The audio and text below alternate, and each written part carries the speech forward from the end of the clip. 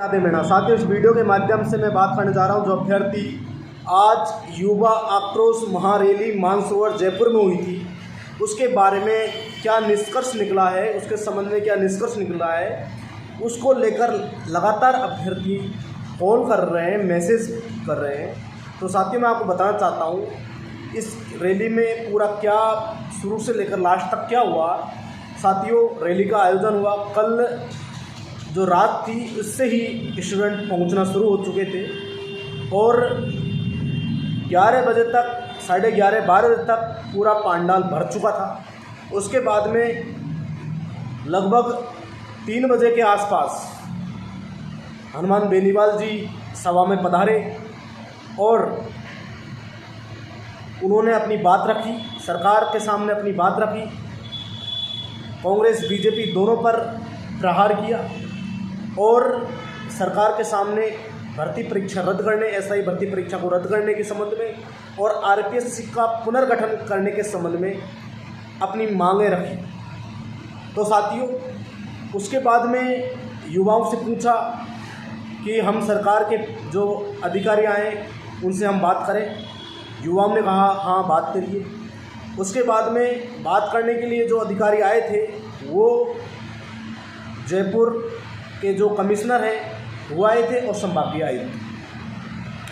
उसके बाद में उनसे मीटिंग हुई। सरकार ने उनको क्या संदेश देकर भेजा था दोनों अधिकारियों को, वो मीटिंग हुई। उसके बाद में बेनीवाल जी ने उन दोनों अधिकारियों से मंच पर भाषण दिलवाए।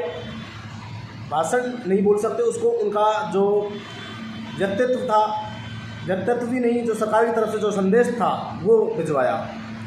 और हनुमान बेनीवाल जी ने कहा कि आपकी दोनों मांगें मान ली गई हैं और दोनों मांगों को सरकार पूरा कर देगी। इसी आश्वासन के साथ में ये रैली समाप्त होती है और कहा कि कल कोर्ट में सुनवाई है।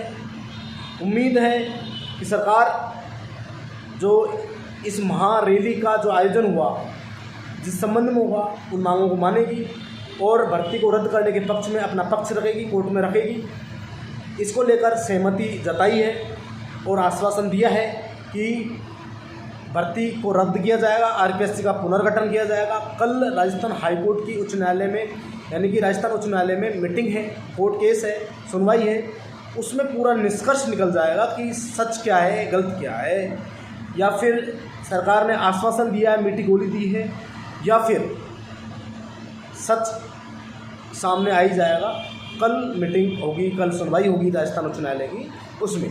तो साथियों, उससे पहले आप बिल्कुल भी नकारात्मक बातें ना करें तो ही अच्छा है, क्योंकि इतने बड़े मंच पर आकर किसी जनप्रतिनिधि ने, किसी बड़े अधिकारियों ने सरकार का जो संदेश पहुंचाया, वो संदेश झूठा नहीं हो सकता। इसलिए आप बिल्कुल निश्चिंत रहें और किसी भी नकारात्मक तरह का माहौल तैयार ना करें।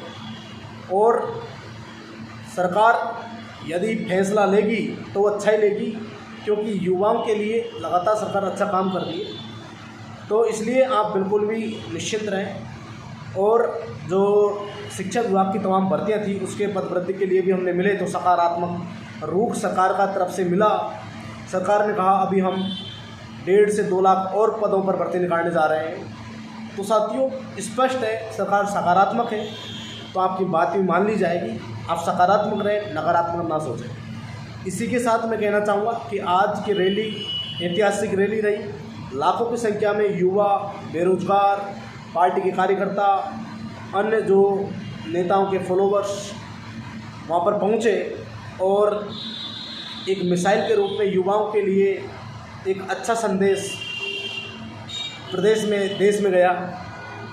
और इस रैली में पधारे हुए सभी युवा साथियों का धन्यवाद। और आपकी जो मांगें थी सरकार सकारात्मक रूप से उनको मान रही है, ये उम्मीद कर सकते हैं, क्योंकि सरकार की तरफ से जो संदेश पहुंचा उसमें यही बताया गया।